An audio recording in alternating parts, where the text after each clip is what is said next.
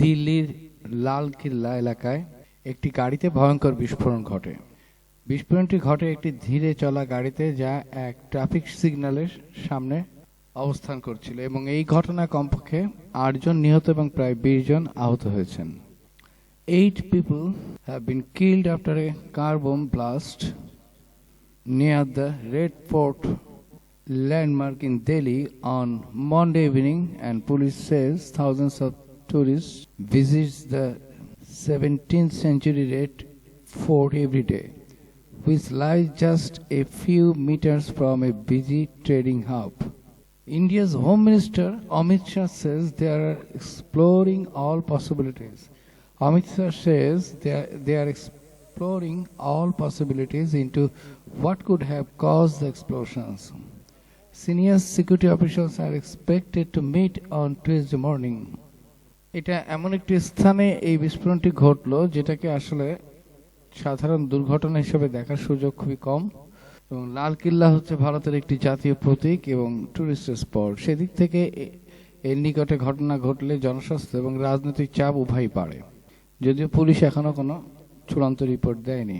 এখন এই বিস্ফোরণে অভিযুক্ত কারো নাম এখনো আসেনি, কিন্তু ভারত কি এই ক্ষেত্রে পাকিস্তান কিংবা অন্য কোনো দেশ বা গোষ্ঠীকে দায়ী করবে কিনা সেটা এখনো বোঝা যাচ্ছে না। পরবর্তী পর্যায়ে এটা নিয়ে কি হতে পারে সেটিও একটি বড় বিষয়। ভারত এটাকে কিভাবে ব্যবহার করবে তার উপর আসলে নির্ভর করছে যে এটার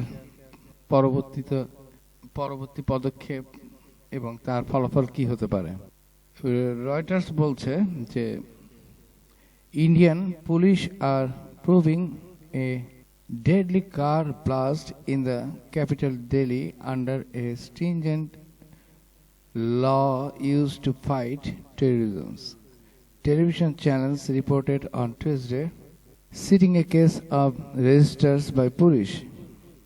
The law, called the Unlawful Activities Prevention Act, is India's main anti-terrorism law. It is used to investigate and prosecutes acts related to terrorism and activities that threaten the sovereignty and integrity of the country.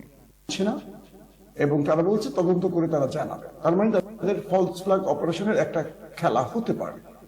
দিল্লির deputy যিনি fire service officer, তিনি বলছেন যে কমপক্ষে 6টি গাড়ি এবং 3টি অটোরিকশায় আগুন লেগেছে, এবং তিনি বলছেন যে দমকল বাহিনীর সদস্যরা আগুন নেভাতে সক্ষম হয়েছে, এবং আহতের সংখ্যাটা বলা হয়েছে প্রায় 1 থেকে 1.5 ডজন মানুষ আহত হয়েছে।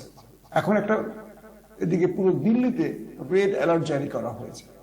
একটু বিষয়টা চিন্তা করে পাকিস্তানের গণমাধ্যম যে বলছে যে তারা একটা ফলস ফ্ল্যাগ অপারেশন করবে, এবং কাশ্মীর পয়েন্টে আমি এতক্ষণ ধরে যে বললাম বা বিগত সময় ধরে বা বিগত কয়েকদিন ধরে যে বলছি, এখন এই ঘটনায় দিল্লি কাকে দায়ী করবে এই ইন্টেনশন থেকে বোঝা যাবে। পুলওয়ামার ঘটনায় সরাসরি পাকিস্তানকে দায়ী করে যুদ্ধ শুরু করে অপারেশন সিঁদুর, এবং তারা মহড়া যখন করছে পাকিস্তানের বিরুদ্ধে বা পাকিস্তানের সীমান্ত লাগোয়া অঞ্চলগুলোতে, প্রতিদিনই উত্তেজনা ছড়াচ্ছে, ড্রোন ছাড়ছে, এয়ার স্পেস অফ করছে, তারা বারবারই পাকিস্তানের সাথে যুদ্ধের যে উত্তেজনা এগুলোতে লাইন অফ কন্ট্রোলকে উত্তপ্ত করছে। এরই মধ্যে নয়াদিল্লিতে এই বোমা বিস্ফোরণে মানুষের প্রাণহানির ঘটনা যদি পাকিস্তানের দিকে ইঙ্গিত করে ভারত, তার মানে অপারেশন সিঁদুর 2 শুরু করতে যাচ্ছে, অর্থাৎ উপমহাদেশে ভয়াবহ যুদ্ধের আবারও আশঙ্কা তৈরি হচ্ছে, হাতছানি দিচ্ছে।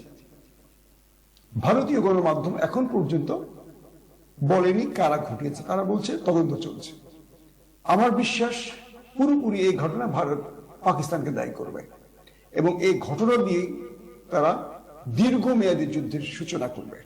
ইতিমধ্যে ভারত তার আধুনিক অস্ত্রগুলো নিয়ে সীমান্তের কাছে পৌঁছে গেছে, একদম পাকিস্তান সীমান্তের কাছে, এবং কিছু সূত্রের খবরে জানা গেছে ভারত তার ভারী অস্ত্র শুধু নয়, দখলদার দেশ থেকে এক্সক্লুসিভ অনেক অস্ত্র নিয়ে পাকিস্তান সীমান্তের কাছে গেছে। পাকিস্তানও ভারতের যে কোনো সময় আক্রমণ মোকাবেলার সব রকম প্রস্তুতি নিয়েছে। তুরস্কের সহযোগিতায় করাচি, লাহোর, ইসলামাবাদে তারা আকাশ প্রতিরক্ষা সিস্টেম অন করেছে, এবং ড্রোন যুদ্ধ বিমান ধ্বংসে তুরস্কের যে ইকুইপমেন্ট গুলো তারা সেট করেছে, পাশাপাশি চীনের সহযোগিতা এবং চীন ও পাকিস্তান, তুরস্কের সামরিক বিশেষজ্ঞরা পাকিস্তানে অবস্থান করছেন এমন তথ্য আসছে। তার মানে পাকিস্তান ইন্টেলিজেন্স জানে যে কোনো সময় ভারত ফলস ফ্ল্যাগ অপারেশনের মাধ্যমে পাকিস্তানে আক্রমণ করবে, এবং সেই ঘটনা শুরু হয়ে গেছে। একটি ভয়াবহ উপমহাদেশে আরেকটি ভয়াবহ যুদ্ধের দিকে যাচ্ছে এই দেশ দুটো। নরেন্দ্র মোদী শেষ পর্যন্ত নিজের দেশের মানুষকে মেরে পাকিস্তানের সাথে লড়াই শুরু করে আবারও নির্বাচনের বৈতরণী পার হবেন, নাকি শেষ পর্যন্ত সত্যিকার অপরাধীকে চিহ্নিত করে বিচারের মুখোমুখি করবেন? কারণ ভারতে যত ঘটনা ঘটে প্রত্যেকটা ঘটনার জন্য পাকিস্তানকে দায়ী করা হয়। এটা মাসুম মাহমুদের বক্তব্য ছিল, মাসুম মাহমুদের অ্যানালিসিস ছিল।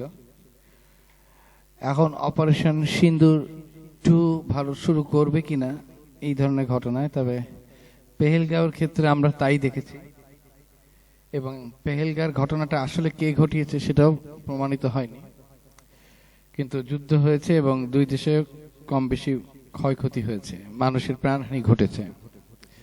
এটা থেকে বোঝা যায় যে ভারত নিজের যাত্রা ভঙ্গ করে অপরের ক্ষতি করতে তারা সদা প্রস্তুত একটা দেশ।